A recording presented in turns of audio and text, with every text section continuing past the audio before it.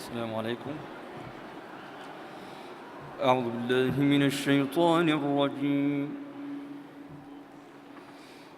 بسم الله الرحمن الرحيم. الرحمن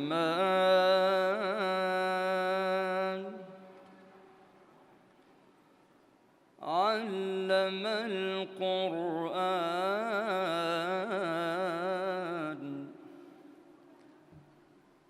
خلق الإنسان علمه البيان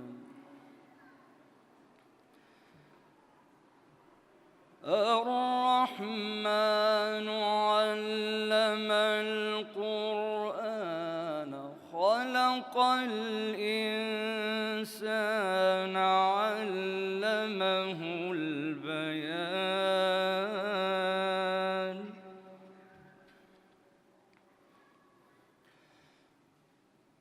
الشمس والقمر بحسبان والنجم والشجر يسجدان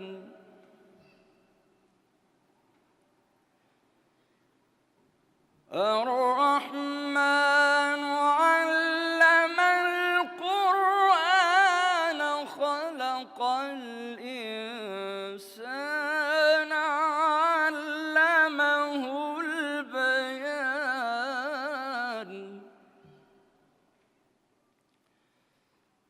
الشمس والقمر بحسبان والنجم والشجر يسجدان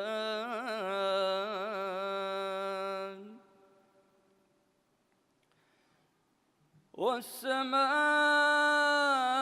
رفعها ووضع الميزان ألا تطغوا في الميزان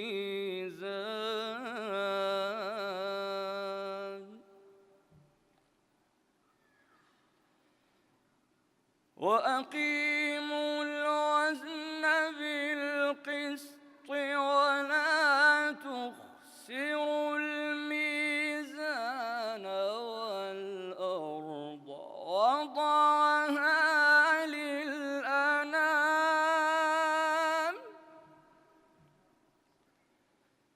فيها فاكهة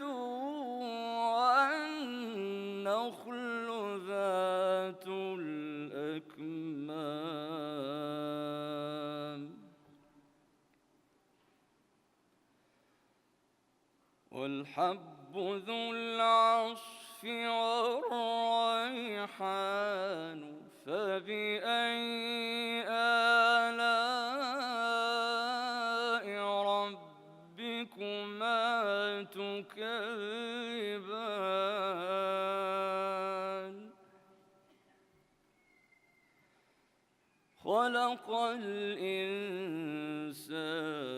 من صلصال كالفخار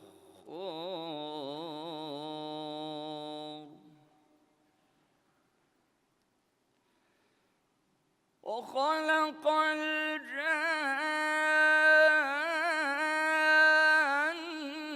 من مارج من نار فبأي آلاء ربكما تكذبان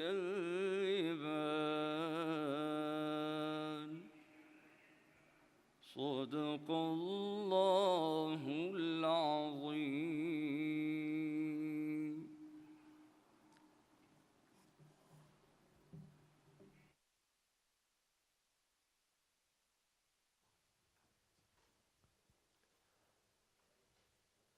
Ladies and gentlemen, brothers and sisters, welcome to IslamEpo 2008.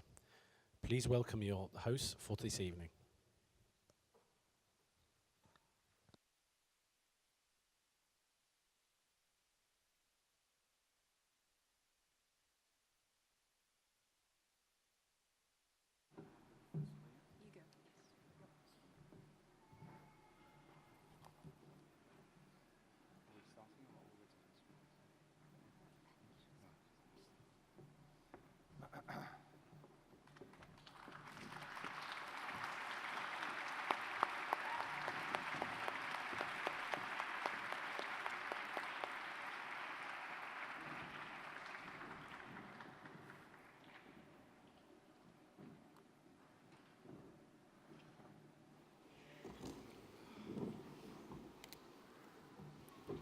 Bismillahir Rahmanir Rahim. In the name of Allah Almighty, the most gracious, the most merciful, brothers and sisters, ladies and gentlemen, friends, Assalamu alaikum, peace be upon you all. Welcome to IslamEpo 2008. My name is Anas Al-Tikriti. I'm a director of IslamEpo, and it gives me great honor and privilege to welcome you all to Olympia, Kensington on this, the second IslamEpo that comes to one of the greatest, if not the greatest city in the entire world, to London. On behalf of the chairman and the board of directors, the staff, all our volunteers and everyone who has been part of IslamEpo, it's a great honor to afford to you one of the very rare platforms of today. IslamEpo, the idea and the concept are essentially about affording a place where people can freely engage, interact, discuss, debate, and then decide freely, voluntarily to agree or otherwise, and then become friends. IslamEpo is about showing the full, complete, and comprehensive face of Islam, the multi-dimensional facet of Islam that becomes lost in the climate of fear, in the climate of clash, in the climate of bloodshed, of violence, of war, of oppression, and of human injustice. IslamEpo is about showing how Islam touches on every facet and every dimension of life, including art, design, music, agriculture, all walks of life that interest us, that touch our senses, that bring our attention, that bring us together as human beings. All those dimensions, all those facets, today we attempt to bring to London through IslamEpo. Also, we aim to bring to the Muslim world London and the British people. Again, in the midst of the climate of fear and apprehension, it is only natural for societies and for nations to see one another through the eyes, the very narrow-minded eyes of the political decisions. And it is extremely unfair, as we all know as Muslims, and we often complain that the West does not understand us. We also have to admit that there is incredible misunderstanding of the West throughout the Muslim world, and IslamEpo wishes to address that particular feature and to bring balance to the table. Brothers and sisters, friends, ladies and gentlemen, over the course of the next few days, we aim to bring to you all sorts of activities and functions that will engage on all levels: the intellect, the aesthetic, the music, the movement, the theater and the play, and all other features that will essentially complete that image that we feel is missing from the discourse today. It gives me great pleasure to welcome all our guests, not least our speakers sitting before you on the top table, and who will be introduced by your co-host for tonight. Please welcome my sister Sumaya Ghannouchi. Assalamu alaikum everyone, and thank you very much for being with us here this evening. You know, in today's world of fear and mutual suspicion, a world dominated by the logic of violence and terror, group terror and state terror, IslamEpo comes to breathe a new spirit into this reality, a spirit of dialogue, communication, mutual knowledge and mutual understanding. You know, these values can no longer be seen as some sort of intellectual luxury or as some mere abstract moral values. Today they have become vital needs and fundamental conditions for the stability, the well-being and the survival of our societies, with their astonishing mix of colors, ethnicities, religions, cultures and ways of life. Islam is no longer an alien, distant entity situated on the other side of the world, on the distant shores of Asia and Africa. Islam is between us, in our midst, woven into the very fabric of British and European society. But I think there's an intriguing paradox here. Muslims have never come closer to Europe than they have done in the last few decades. Yet Islam seems to be the closest religion to Europe, but also the religion remotest from it. That Muslims' physical proximity from Europe doesn't seem to have made them any more familiar or any better understood. Today, they seem to be a stranger, more distant and more alien than they have ever done. The voices of hatred, of violence, of terrorism, the preachers of clashes of cultures and civilizations want us to succumb to their sickening logic, their Manichaean worldview of dark versus light, of believers versus infidels, of enlightenment versus progress, of Islam versus West. But we mustn't succumb to this logic. They want to turn our world into an ever-raging battlefield, a world of killer identities, to use an expression by the Lebanese-French novelist Amin Maalouf. Certainly, Muslim civilization has lost much of its spark. Today it doesn't look very well. The Muslim world is reeling under the weight of crises and the burden of a long and heavy and painful colonial legacy. But the Muslim world's present reality does not detract from the value of Muslim civilization as one of the richest and the greatest civilizations ever known to mankind. A civilization that has made enormous contributions to every field of knowledge and every walk of life, in art, in architecture, music, language, literature, philosophy, theology, jurisprudence, not to mention science and medicine. I think the simplest way of illustrating the enormous debt we owe the civilization is through the language we use on a daily basis, English.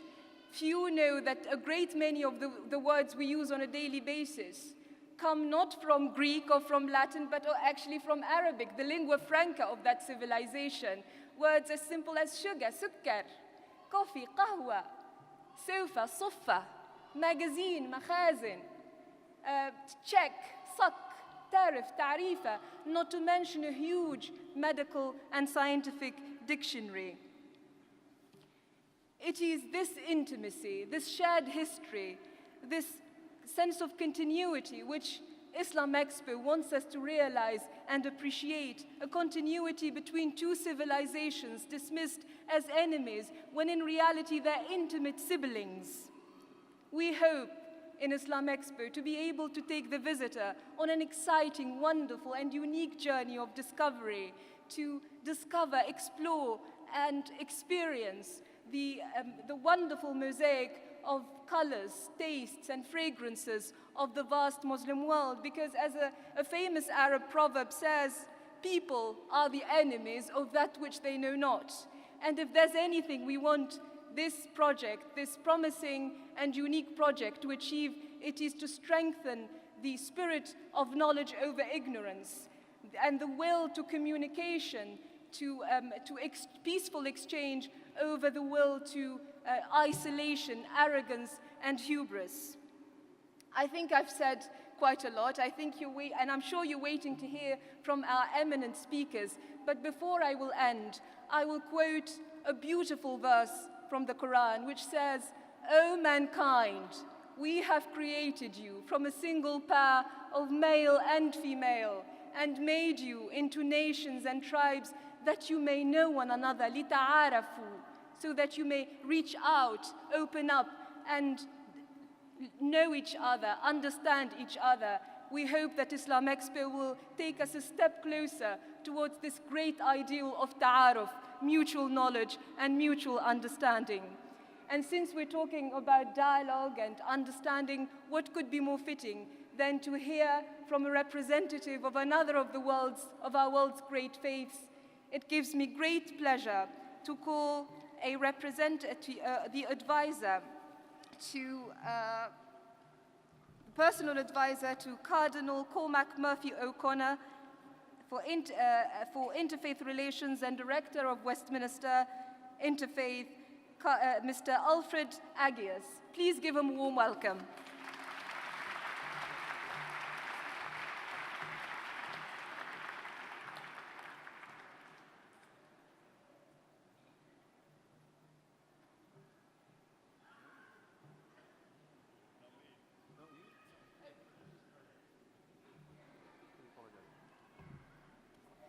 Well, there has been a technical hitch, and that technical hitch seems to be in the human form.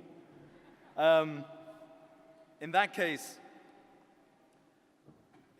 allow me to,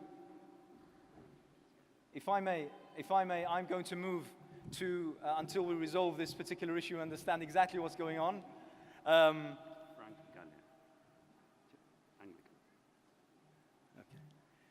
If I can introduce our second speaker, who will speak first. The Secretary General of the Muslim Council of Britain, an umbrella organization of Muslim organizations, and a platform that we're immensely proud of.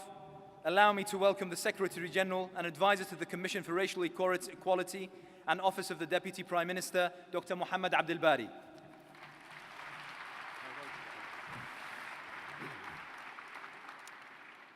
Bismillah, alhamdulillah, wassalatu wassalamu ala rasulillah. Chair, distinguished guests, brothers, sisters, ladies, gentlemen, assalamu alaikum, peace be upon you.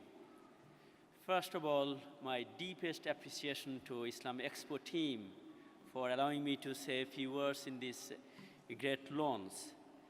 The topic of this great expo is Islamic culture, Islamic civilization. And I think we have in the past offered, not only in Europe, but across the world, Islamic culture and civilization. As many of you would agree, there is much to be celebrated about Islamic culture and civilization, especially when you talk about Andalusia, Spain.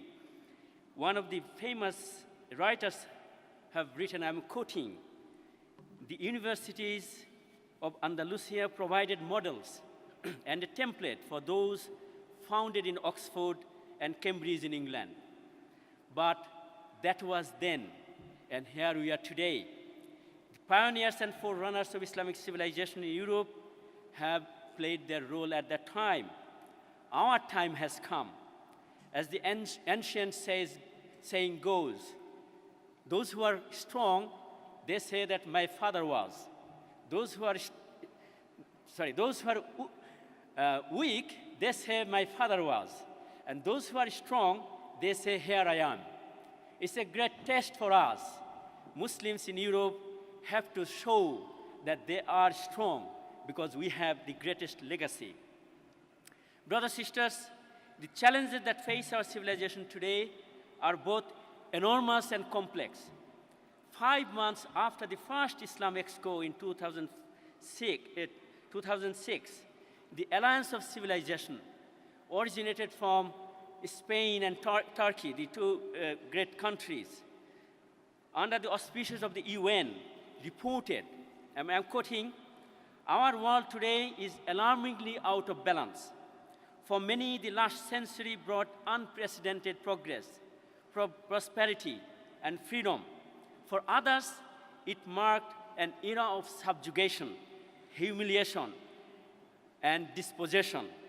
Ours is a world of great inequalities and paradoxes, a world where the income of the planet's 3 richest nations is greater than the combined income of the world's least developed countries, where modern medicine performs daily miracles.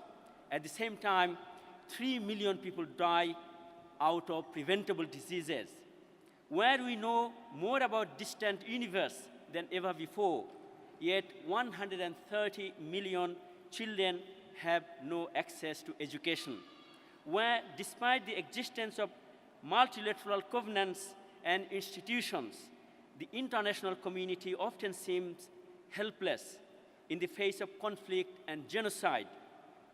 For most of humanity, freedom from want and freedom from fear appear as elusive as ever. So this long quote says where we are here today.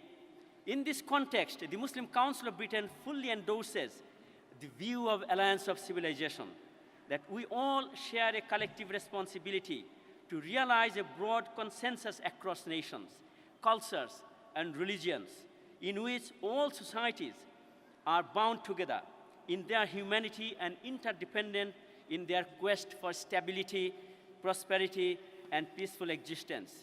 While we acknowledge that the history of relations between cultures has been plagued by wars and confrontation, this has not always been the case. Surely, there are ample examples of centuries of constructive debate, cross-culturals living together among people. Accordingly, whatever the challenges the current climate of Islamophobia may throw at us, we British Muslims recognize the abiding need to build bridges between the component parts of our society, between the people of all sections, faith or non-faith. We believe, moreover, that we are uniquely placed to foster understanding and address the issue of imbalances and injustices in our world. You may ask, where do we start and how do we restore our Islamic civilization in the current context? It can be done by first bringing about the necessary change from within. Allah subhanahu wa ta'ala mentions, A'udhu billahi minash shaitanir rajim, Inna Allah la yughayyiru ma biqawmin hatta yughayyiru ma bi anfusihim. Only those who change themselves can change the situation of this world. Brothers, sisters, I wish you all a successful and fruitful exposition of Islamic culture and civilization throughout these next few days, inshallah. And hopefully, this will leave a legacy, and hopefully this will bring yearly event in the Muslim community in this country, which will bring together communities together. Jazakumullah khair. Assalamu alaikum rahmatullah.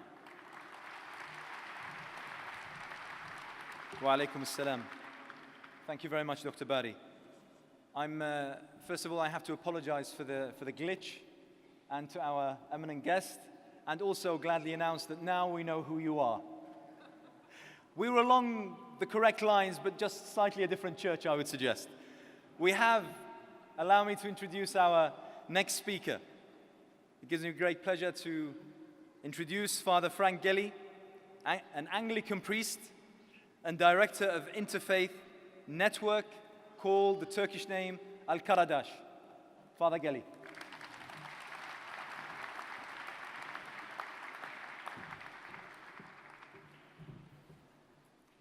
Assalamu alaikum. In the name of the one true God, my good friends, it's lovely to be with you today. And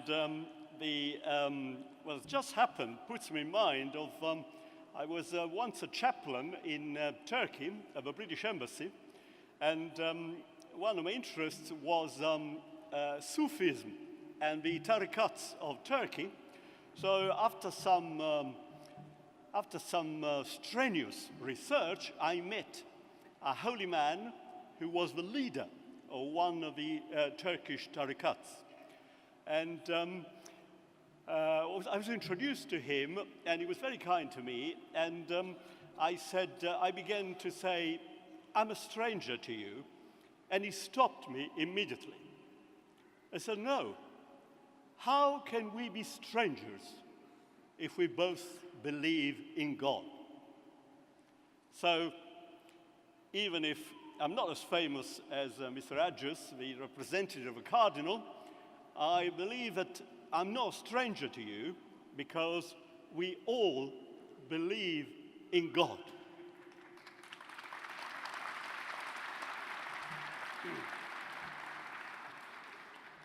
And out of this fundamental bedrock paradigm, belief in the one true God, I want to very briefly to spell out 3 grounds upon which I believe we can unite and fight in common.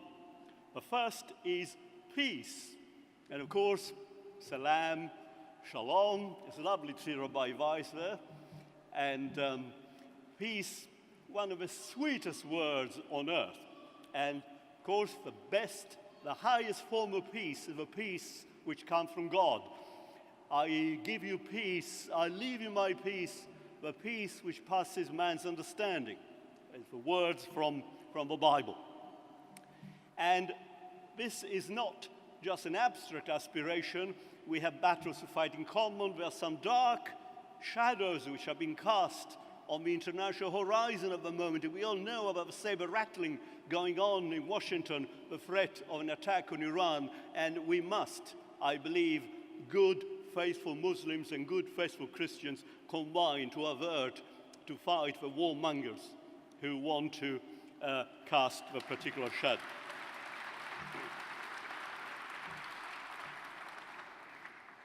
The second ground is community. This word, which is much bandied about. You know, I was much impressed by a year ago when the floods devastated part of England in Gloucestershire.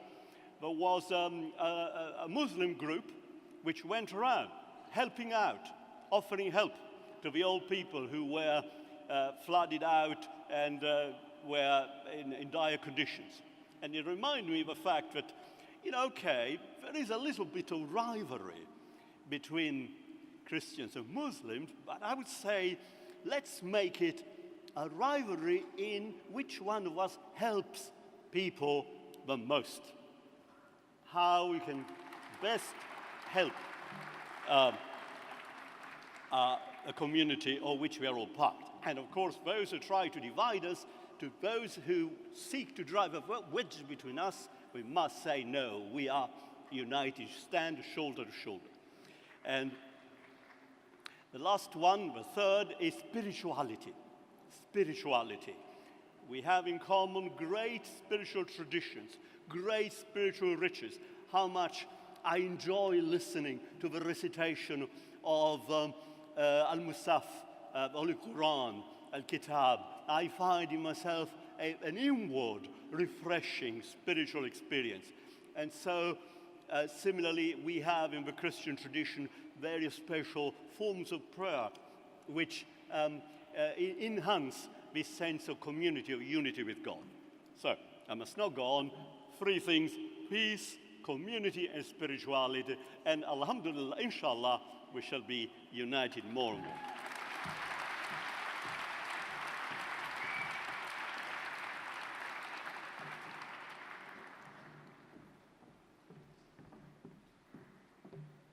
Thank you very much for your inspiring words. And now, you know, I remember when I was a child growing up in the 1980s, my uncle was an old hippie, and he used to listen for hours to these songs, which they were in a language I didn't understand. It was, and it sounded like an exotic foreign language, which my uncle told me was called English. But I loved, although I didn't understand the words, I loved the music and the voice. And when I finally could understand the words, I loved the songs even more. I think our world today needs the spirit that fills those lyrics, the spirit, the conviction, the belief in humanity, and the yearning for a better world, a world of peace, a world of justice and equality. That need has never been greater. So it gives me enormous pleasure to introduce Mr. Yusuf Islam.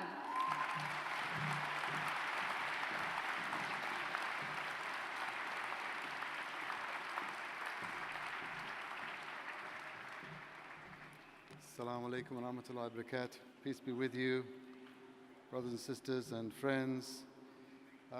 First of all, it's a great occasion and a great opportunity. I think IslamEpo has been able to create a platform to be able to project, as has been said, you know, the true message of Islam, the true face. And in this country, there's also a great opportunity to do so. When you travel around the world, you may find, many of you, it's different. It's different. Here there is an accommodation, an understanding that perhaps people will never walk beyond that line or cross over to, but we respect your position to have that place. And I think that's a really brilliant attitude. And actually, it's an Islamic attitude. Because even if we study, and we truly study, the attitude of Muslims, or the true character of Muslims, which comes from the Quran, we see that that is the approach. Yes, you will try to convey the message of Islam, the message of peace, the message of the love of all the prophets, of all the books, and of the fear also of the Day of Judgment. But if a person has already their own relationship with God, you're not really allowed to try and supplant that or to force him to think differently or behave differently. La ikraha fi din is one of the basic principles we know. So in that respect, I think Muslims have got a lot of learning to do, how to apply that attitude while, developing their own faith. I'm now considered to be a songwriter again. I'm writing songs again because it's a great way to communicate. And all those universal values that I wrote about before becoming a Muslim, they still reside in my heart and in a lot of people's hearts. And the problem was, I didn't know how to communicate that. And I needed time. And we all need time. We need time to get to know, how people talk, how people understand, what their perceptions are. If you go into a room and you just don't know anybody, what's your right to go in and start talking to everybody as if you know what they need? I think that means that we've got a lot of learning to do amongst the Muslim community, but mashallah, one of the things about the Muslims, they learn fast. Once somebody does something, like we started a school, back in 1983. Guess what? Within 10 years, we've got 100 schools. That means Muslims are not inflexible. And that's very important. I will leave you now with a very short thought. One of the things we talk about, the sugar comes from Arabic and, so many things, coffee. I've been trying to, in fact, the last album I did, I called it Another Cup, because I was trying to convey again one of the principles that, all the things that we love, the coffee, houses, all came from the Muslim civilization. And the guitar came via Spain. Well, guess what? This white shirt, if there was one thing that the Prophet ﷺ loved to wear more than anything else, it was a white shirt. Just look at most of the British people in this country, they love white shirts. So I think there's a lot of hope. Assalamu alaikum.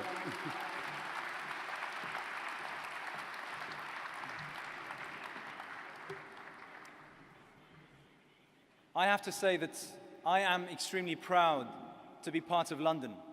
Those of you who know London, who live in London, will know what I'm talking about. But to our guests from either elsewhere outside the M25, what we like to call the North, or from other countries who have blessed us with their presence, allow me to mention the fact that in London we are proud to have virtually every nationality in the world. We are proud to have virtually every language and accent spoken in the world here in London. Virtually every cuisine and dish cooked around the world here in London. Every dress code here in London. London over the past 8 years has become a model for what an international city has to be like.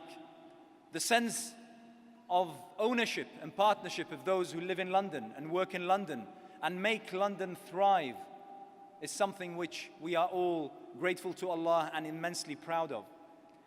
Our next guest is someone whom you all know, someone I have had the privilege and the honor to introduce on numerous occasions, and every single time it's a greater pleasure than the one before.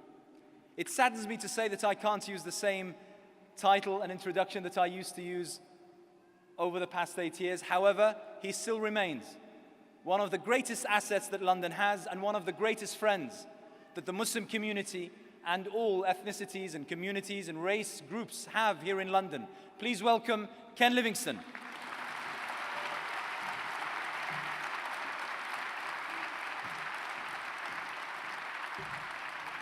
Well, thank you much. friends and Londoners, it is an absolute pleasure to see this second Islam Expo move to an even more dramatic building, even closer to the heart of London. And there is reason for this, is we want the maximum Londoners to come to see this.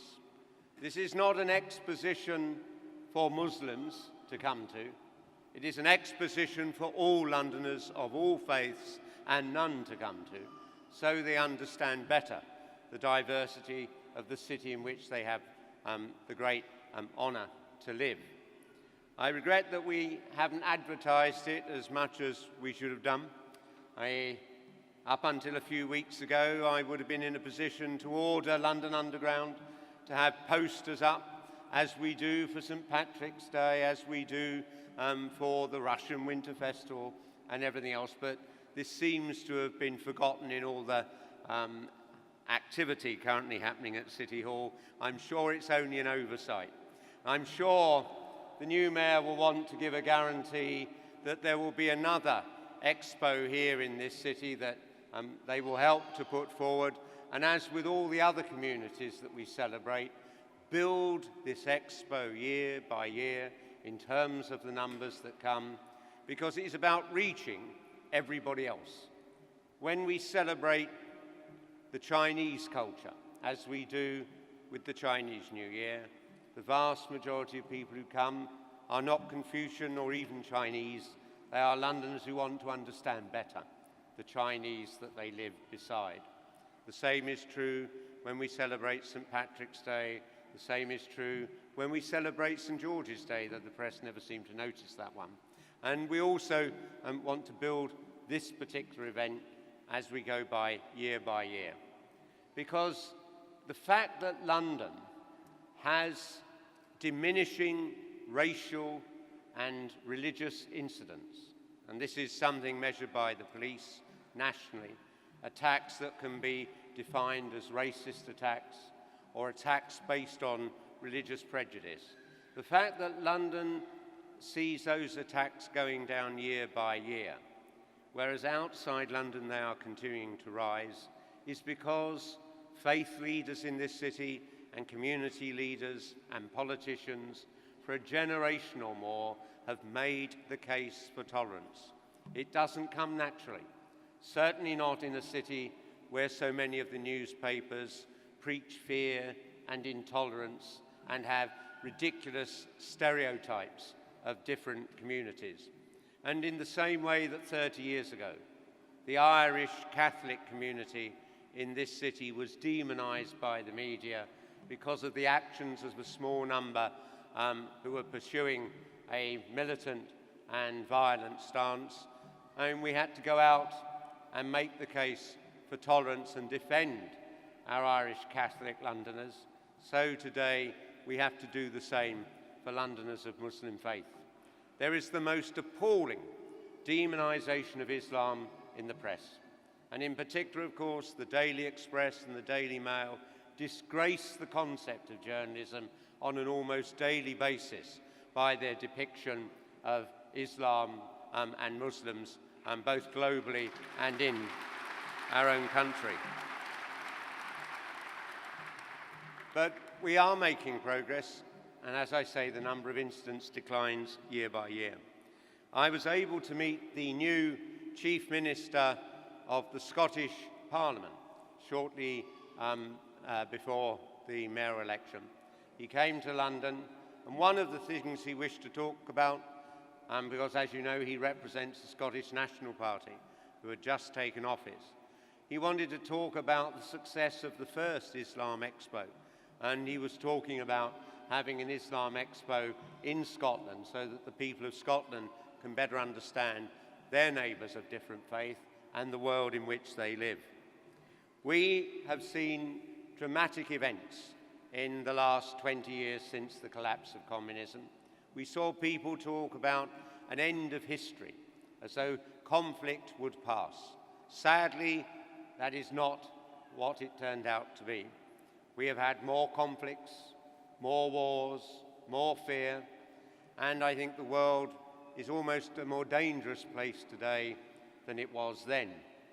And therefore, we have an even more important duty to advocate dialogue and tolerance. When I hear somebody like Senator McCain joking about bomb Iran, I wonder to what extent those who advise him have thought of the consequences of actually bombing a country that has made no attempt to attack America. What would be the consequence to the global economy? What would be the loss of lives of innocents both in Iran and then inevitably when Iran retaliated?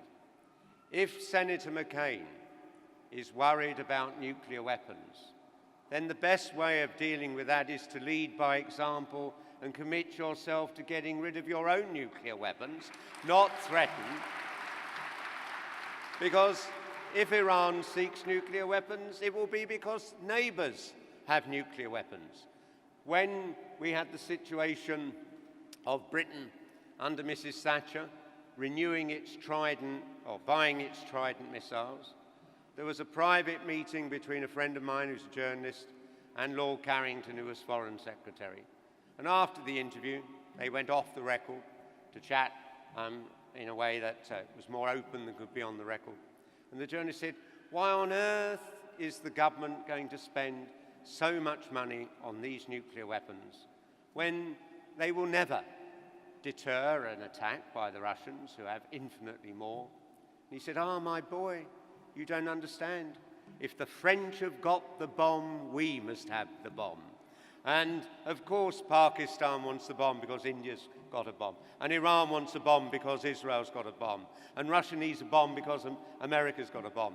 If we want to end this world of fear and the threat of destruction, we should all be talking about what is our program to remove our nuclear weapons. That would be a background of our world where we could look forward to our children dying in their beds of old age, and not in a holocaust of nuclear attack. But there is now an even bigger threat bearing down on the world, and it makes it all the more important that different faiths are able to communicate, because we will all have to give so much to defeat this new threat. And it is, of course, the threat of global warming. I was able to meet late last year Dr. Pachauri. He is the man who shared the Nobel Peace Prize with Al Gore for his work on climate change. He is the chair of the international panel of all the scientists who meet to discuss how big a threat and what should be done. And there's not the slightest doubt that we face catastrophic problems with weather. Whole nations will become uninhabitable with heat. Others will disappear under waves.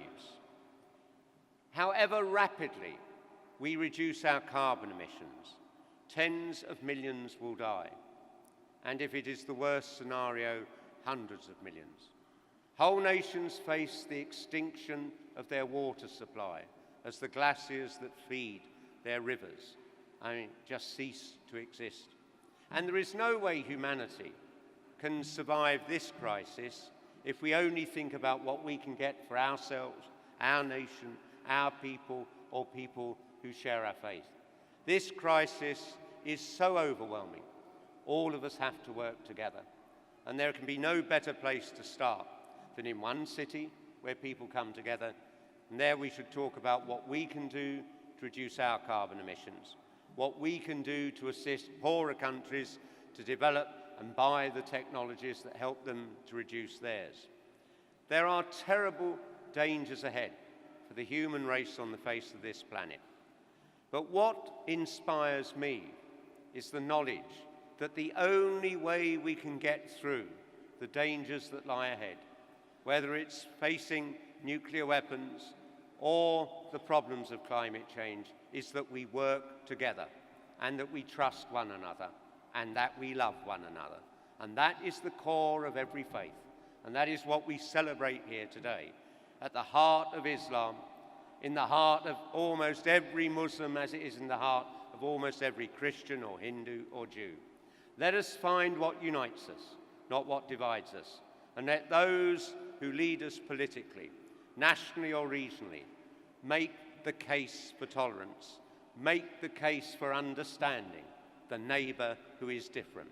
IslamEpo is a huge step forward in helping to understand the neighbour who is different. Let's build it this weekend. Let's build it each year in the years to come. Thank you very much.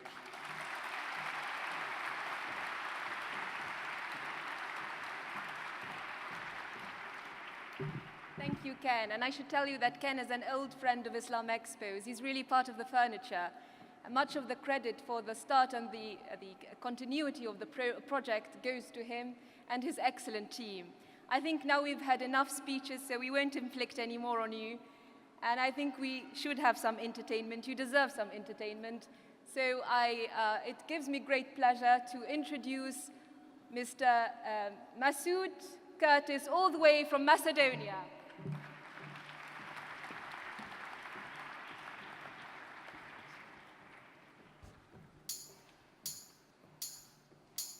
مولاي صل وسلم دائما أبدا على حبيبك خير الخلق كلهم مولاي صل وسلم دائما أبدا على حبيبك خير الخلق كلهم محمد سيد الكونين والثقلين محمد سيد الكونين والثقلين محمد سيد الكونين والثقلين والفريقين من عرب ومن عجم مولاي صل وسلم دائما أبدا على حبيبك خير الخلق كلهم مولاي صل وسلم دائما أبدا على حبيبك خير الخلق كلهم هو الحبيب الذي ترجى شفاعته هو الحبيب الذي ترجى شفاعته هو الحبيب الذي ترجى شفاعته لكل هول من الأهوال مقتحم مولاي صل وسلم دائما أبدا على حبيبك خير الخلق كلهم مولاي صل وسلم دائما أبدا على حبيبك خير الخلق كلهم مولاي صل دائما أبدا على حبيبك خير خلق الله كلهم مولاي صل دائما أبدا على حبيبك خير خلق الله كلهم مولاي صل وسلم دائما أبدا على حبيبك خير الخلق كلهم مولاي صل وسلم دائما أبدا على حبيبك خير الخلق كلهم ثم الرضا عن أبي بكر وعن عمر ثم الرضا عن أبي بكر وعن عمر ثم الرضا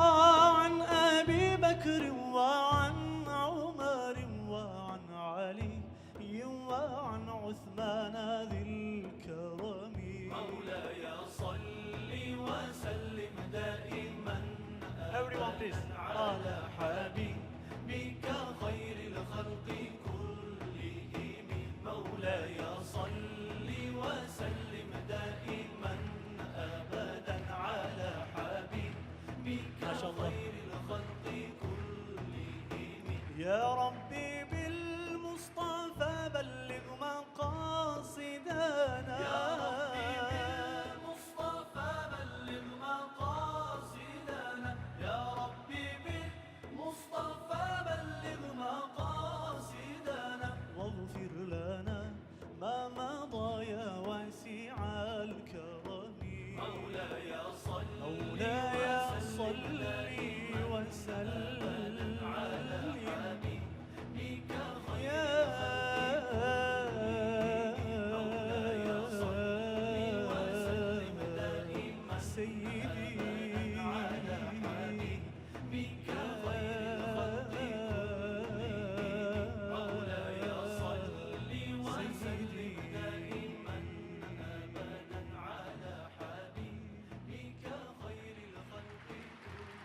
Thank you very much.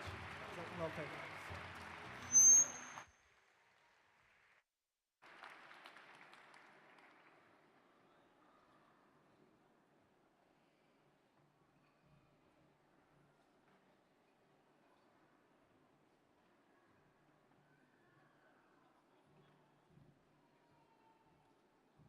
Our next session will be something that we've chosen to add to IslamEpo 2008, and that is an award ceremony.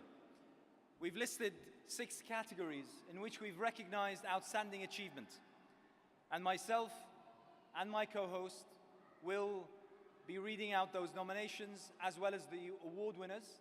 We're just waiting to bring forward some of our winners so that they don't have to walk too far from the back of the stage, as well as some of our nominees.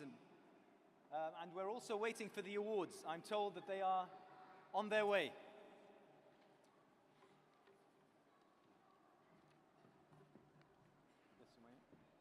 Yes. The first award category is for enhancing proper understanding of Islam. And the nominees are Islam Awareness Week, 1001 Inventions, and The Guardian. And the winner is The Guardian. Mr. Seamus Milne will be collecting the award for The Guardian, but he's been detained. He should be here with us shortly, I hope.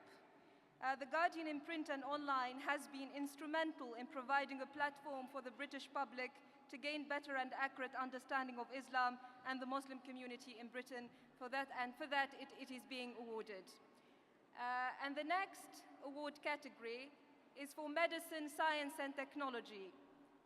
And the nominees are Mr. Fazlun Khalid, Professor Salim Al-Hassani, and Mr. Aman Bolia.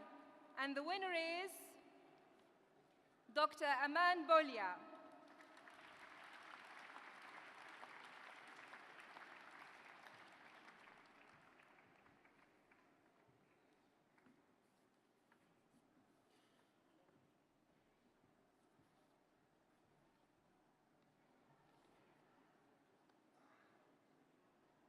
We're just waiting for him to come to the stage and collect the prize.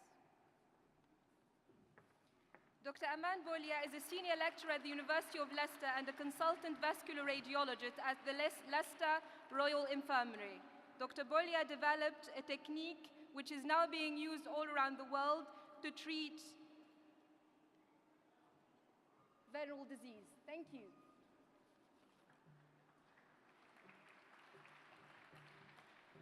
I'd like to thank the organizers for having given me this award. It really comes as a great surprise. I wasn't really expecting anything of this sort.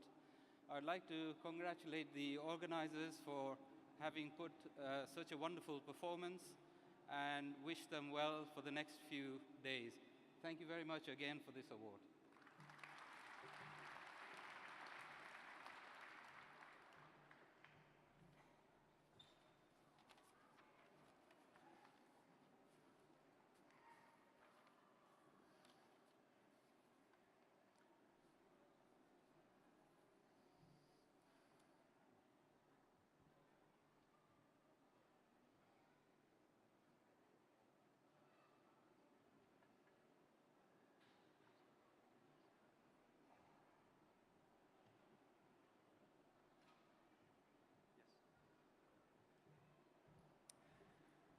Our next award is in the category of dialogue and building bridges. Our nominees are Alistair Crook from Conflicts Forum, Oliver McTurnan, Forward Thinking, Bob Lambert, MBE, formerly of the Muslim Contact Unit. And the winner is, and I'm going to make it a little bit more dramatic, tear it in front of you.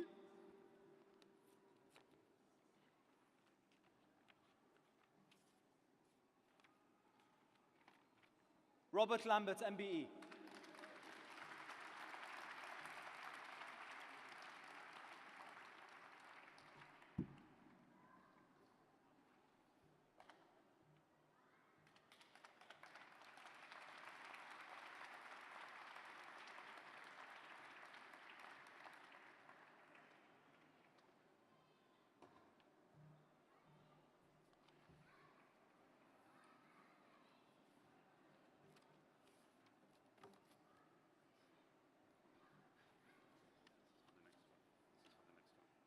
Robert Lambert was awarded an MBE in June of 2008 for his services to the Metropolitan Police. He's working at the University of Exeter on a project-funded research, Cultures of Repression, the Legacy of Colonial Violence and State Repression in the Maghreb, and its effect on North African diasporas in Europe.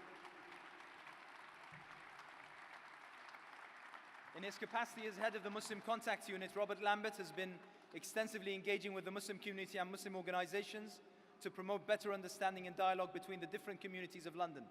Robert.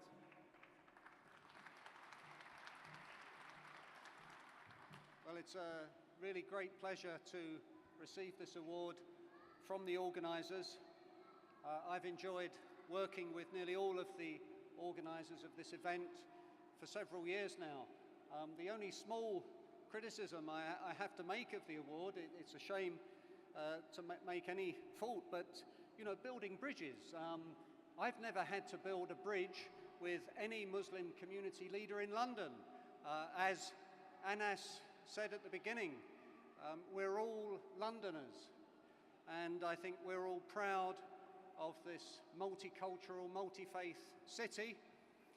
And as a long-serving police officer, one of the greatest pleasures in my police career was working with Muslim community groups, often to solve some very, very difficult problems. But did we ever have to build bridges? I don't remember ever having to build bridges. There was a tremendous willingness from Muslim community groups in London to work in partnership with the police to tackle even the most difficult problems. So I wouldn't be getting this award without the support that I got from London's Muslim communities. And very finally, I should say that I would like to dedicate the award to my police colleagues in the Metropolitan Police, in particular my Muslim police colleagues.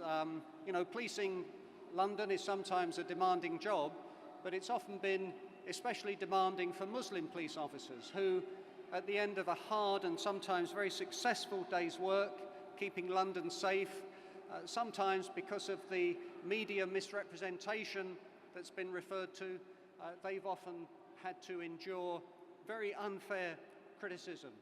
But I'm confident that with the work of IslamEpo and the efforts that are demonstrated here tonight, that we can gradually together overcome those misunderstandings, for that's what surely they are. Thank you very much.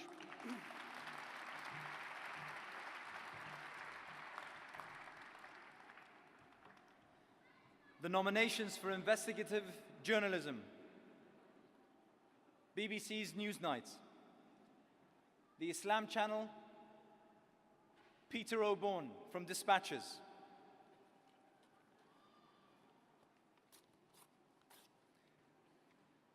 And the award goes jointly to BBC's Newsnight and Peter O'Bourne from Dispatches. Can I welcome Richard Watson from BBC's Newsnight first?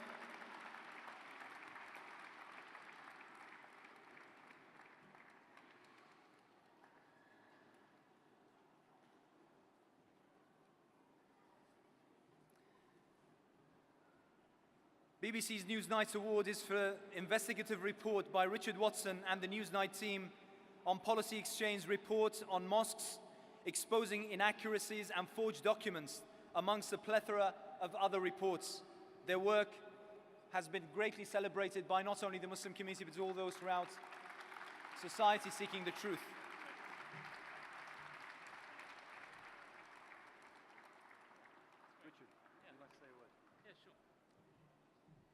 Well, thank you very much indeed to the organisers of IslamEpo on behalf of Newsnight for this award. Most unexpected, I have to say, but most pleasurable for our work here to be recognised.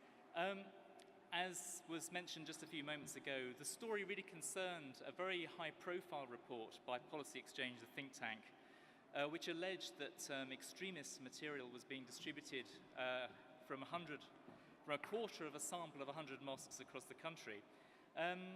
This was a very hard-hitting report indeed, but when we examined the evidence behind it, we found serious questions about some of the receipts, the evidence behind the report, and that's when we decided to investigate it properly for Newsnight. Most of the press, it has to be said, ran with the story, the original story, without questioning it in enough detail in our view. Newsnight took the view that we had a public duty in a way to investigate this and to reveal the concerns about some of the evidence. I have to stress that, I think the overall theme of today's discussion has been understanding and misunderstanding.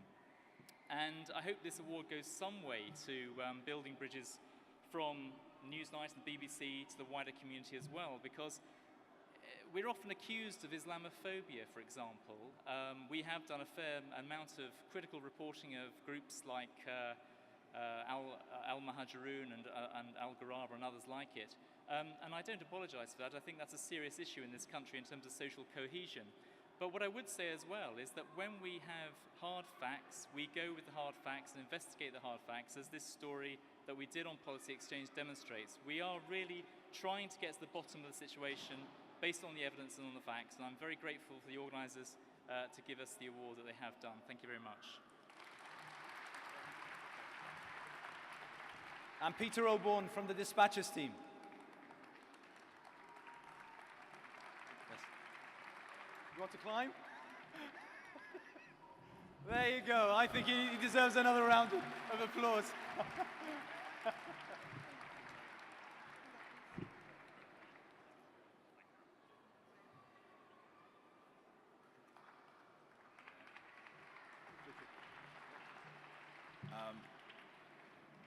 It's a real thrill to get this award, and also thank you. A number of people have said to me here that how much they liked the film, and it's comments like those which really make it worthwhile having done it in the put in all the effort, because it was an enormous piece of work by Channel 4, but.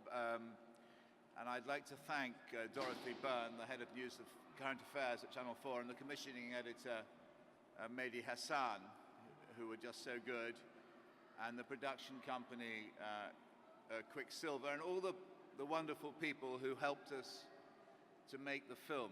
Because without the cooperation of so many people traveling around the country, meeting Muslim communities and others, it just wouldn't have been possible. And we did have a real important thing to say, which was so shocking, as we discovered, how often it was possible to put stories into the newspapers which simply weren't true about Muslims. It was something which it was very important to bring to light, and also to show some of the effect of that false reporting in the language on the streets. So thank you very, very much today.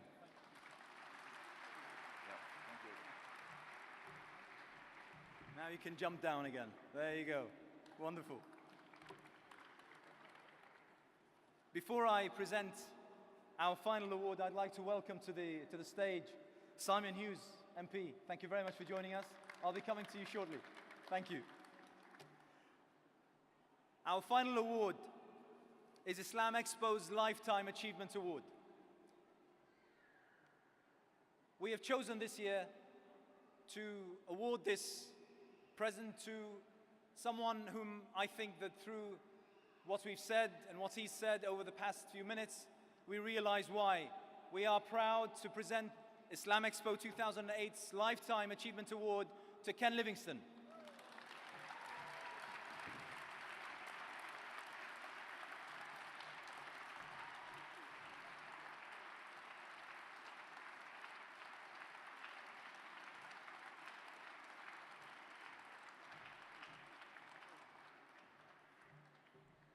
You have heard enough from me, so just one thing to say. Whenever I've seen a Lifetime Achievement Award before, it's been around the film industry or the theatrical industry, and it's been presented to someone well into their 70s or 80s who has a great and distinguished career behind them. Let me say I feel I'm just getting started. So thank you very much, but there's a lot more still to do.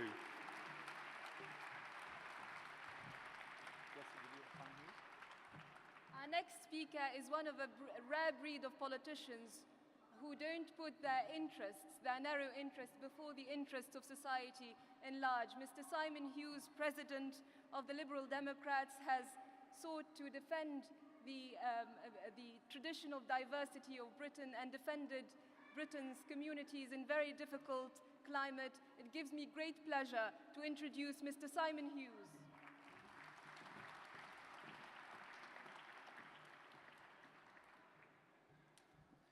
IslamEpo, thank you very much for the invitation.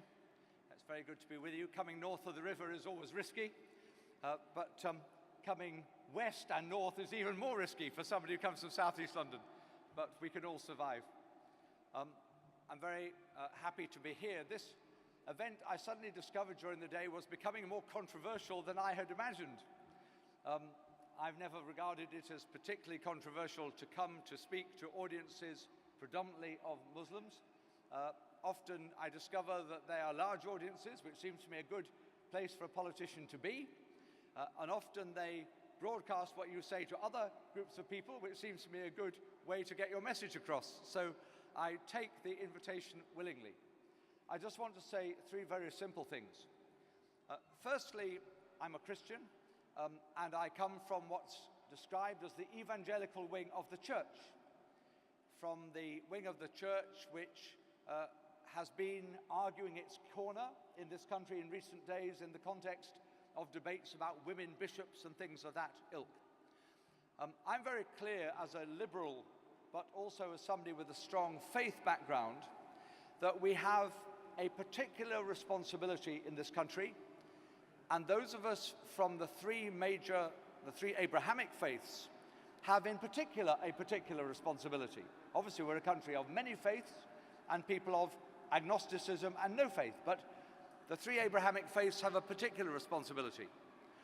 We have a responsibility to have the debate internally about what our faith teaches for Christians between the fundamentalist view of the Bible, Old and New Testament, and the more liberal view of the Bible, in Judaism between the traditional synagogue preaching and teaching and those of the liberal synagogues, and Islam between the fundamentalists and the non-fundamentalists. And we have to have that debate, and it will go on long beyond our lifetime, because for those of us who believe only God is truth and only God knows the truth, and it is for us to seek the truth, but we cannot be sure we've arrived. And so my word to all of us as we go about this process is we must be very careful to be as respectful of those of our own faith or of the other Abrahamic faiths who have as strong a view as I do, that we respect and listen to them. And the dialogue must be permanent, and it must be listening as well as speaking. I chair a governing body of a small primary school. We discover one of the problems with 5-year-olds in Britain when they come to school is that there often has been no listening at home. They come from homes where they don't speak well because they don't listen well, and that's the parents' responsibility. And so I hope that we will all celebrate this weekend with a renewed commitment to a liberal view of dialogue, to a view of dialogue that makes sure that outside our churches and our synagogues and our mosques, the people who say, as I would say from my position, Jesus is the only way, are listened to just as carefully and respectfully as people who might say there are many ways to God, and I think that Jesus points a way. And that applies equally in Judaism and in Quran. And so I pray and say that, inshallah, in this country, we will have that dialogue better and better and better. And it means that in our faiths and between our faiths, we need to not be afraid of going there. In the words that I gather Voltaire is said to have said, but like Jim Callahan on another occasion probably never said, and have only been attributed to him, I disapprove of what you say, but I will defend to the death your right to say it. And in politics, that's very important. It also means, sisters and brothers, that people will say things we don't like and that we find offensive. Allah is big enough to cope with that without us intervening. And I pray that we will not use verbal or physical violence to defend our position, even if we think our God is being insulted. Very important. Difference of view probably in this room. I believe there should be no blasphemy law, not because I want God to be blasphemed, but because I believe it is not for the law of men to determine what people say. That is for God to look after, and He will judge. And we must be very careful we don't try and close down people who have a view opposite to us. So there will be differences, and I rejoice in that because we're a country of massive diversity and massive difference. And the Muslim community here is as welcome as every community and play as important a part as every community. And I hope that will always be the case. I want to make a second point.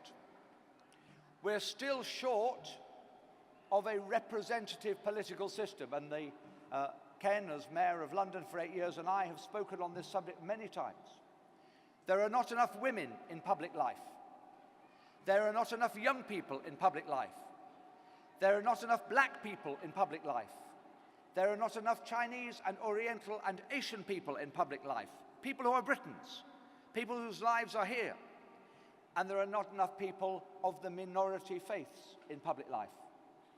And I urge those of you, there is fantastic talent, I see it every day in the Islamic community, and some of it surfaces to the top in politics, which is a rough old trade.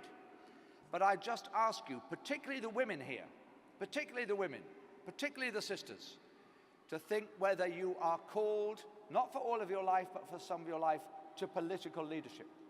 And one of the things this weekend does, I hope, is spread the word about Islam to others, but to give people of faith in Islam the confidence to think that they can represent people in this country just as well as everybody else.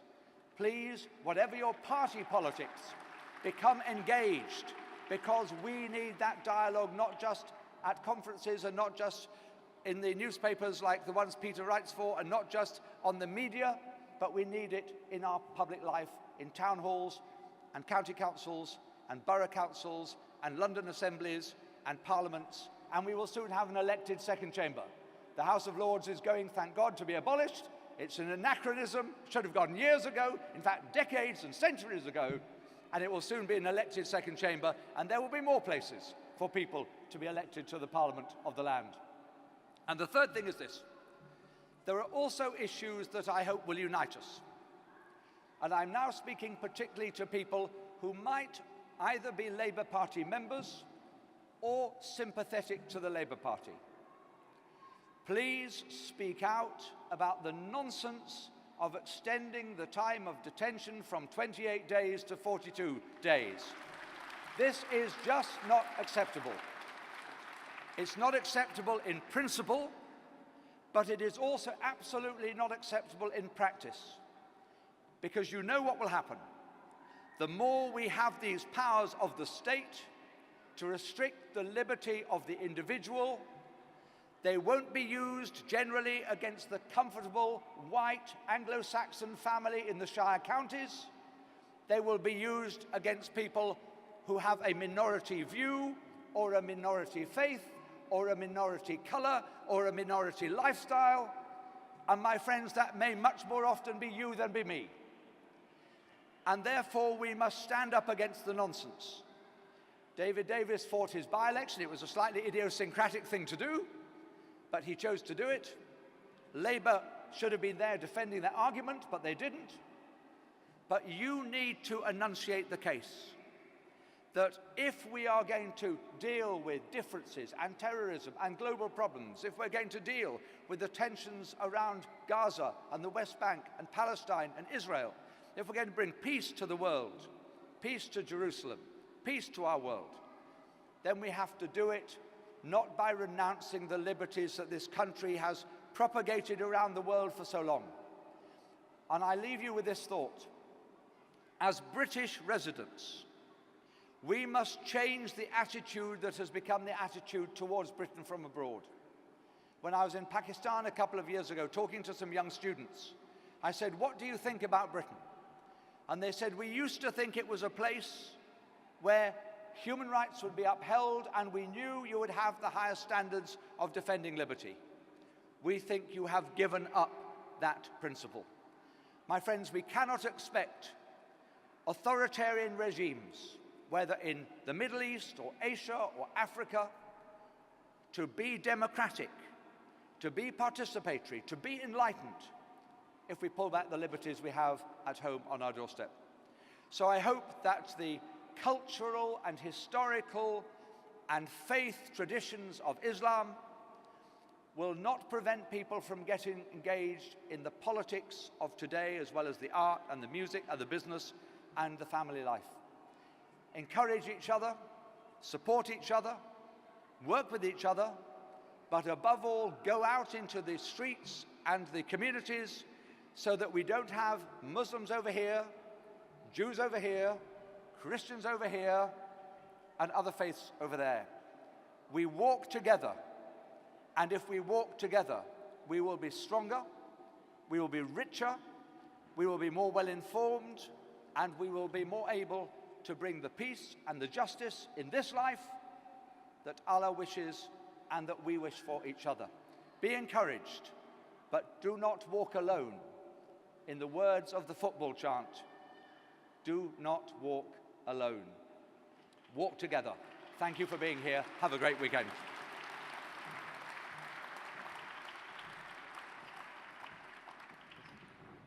Thank you, Mr. Hughes. Now, all good things must come to an end, and we're almost at the end of our program. But if it's the end of the program, it's the beginning of Expo, of 4 days of art galleries, art workshops, of experiential zones, of theater, live shows, and much, much more. And the credit goes to the excellent team of women and men who have worked tirelessly to give us this unique experience, and my thank you to you all for being here with us. Before we conclude, we will have a word by Mr. Ismail Patel, Director of IslamEpo. Please give him a warm welcome.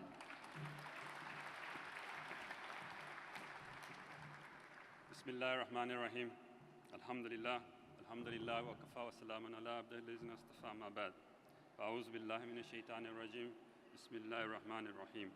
Alhamdulillah Rabbil Alameen Ar-Rahman Ar-Rahim. Sadaqallahu al-Azim.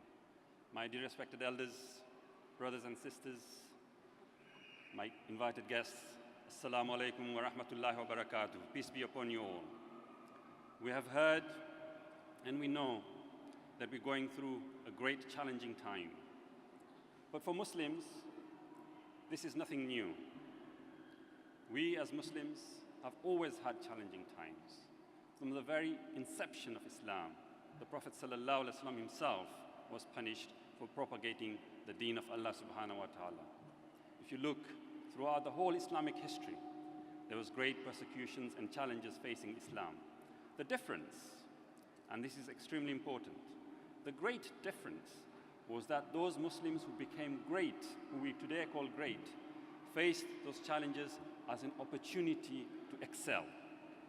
And we must excel with the opportunities and find how we can change this challenge into an opportunity and become that great ummah that once was. And we hope, and I hope, that IslamEpo is simply one facet of that opportunity where Muslims gather together and show the greatness of Islam to the greater community we live in. I would like to say that IslamEpo's main mission has two parallel folds. First and foremost, is to bring the different stands of Muslims who have gathered in this great country, Great Britain, from Africa, from Europe, from Asia, from Far East. We have all come here together, and if we can be united as one, then I think IslamEpo will have achieved half its goal. But the second half of IslamEpo's aim is to bring the Muslims together with the non-Muslims. We live in a diverse society, believers and unbelievers, and we hope through IslamEpo, the 4 days we have arranged here, we will have provided something for almost everybody. And if they come here, they will dismantle the many myths that circulate in the greater society outside. And hopefully we'll not only begin to tolerate each other, but we'll truly celebrate each other's differences. And I hope that we can achieve this. I would like to thank my team who has worked tirelessly with me for the past 6 months or more, and particularly for the last few weeks and days in particular. I would like to end, I know you have been with us for a long day, but I hope you come tomorrow, Sunday and Monday. And before I end, I would simply like to say that I open IslamEpo 2008 with Bismillahir Rahmanir Rahim. Jazakallahu khairan. Jazakallahu khair, ya Ismail. Thank you very, very much. And to all of you, and before I hand you over to our Munshid from Macedonia, just a couple of announcements. Firstly, in Father Frank Gilly's presentation, he mentioned a Muslim group that he came across. That Muslim group, with pleasure, is one of our main sponsors, Islamic Relief. So that's one thing that I wanted to mention. And secondly, announcement, immediately after the opening ceremony, and at 8:15 we will begin one of our main and most important panel discussions, media propagating information or prejudice. It'll be chaired by former BBC's Raghi Umar, and it'll be manned by Waddah Khamfar from Al Jazeera Network, Peter O'Bourne, Andrew Gilligan from the Evening Standard, and Seamus Milne from The Guardian. So we urge you all to stay behind and to contribute towards that particular panel discussion. Without further ado, I'd like to thank you on behalf of everyone here, all the organizers and my co-host, Sumaya Ghanoushi, all our speakers, everyone, and hand you over to our Munshid. Please, let's have some fun here.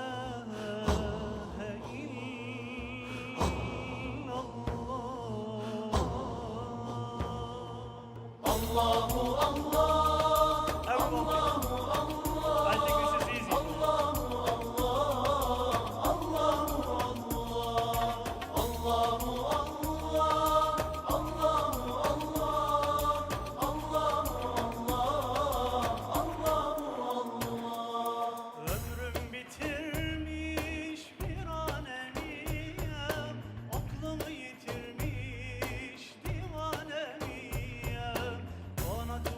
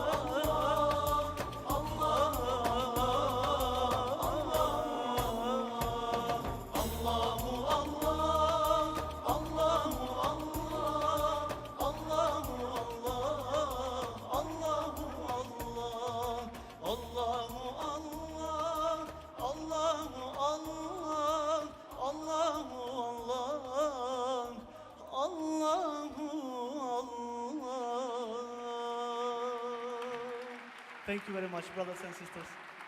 I want to thank everyone who organized this program, and this was just a short example for tomorrow night and day after tomorrow. We will have a concert, and we will wait everyone to come and to see our show, inshallah. Thank you very much for everything. Assalamu alaikum.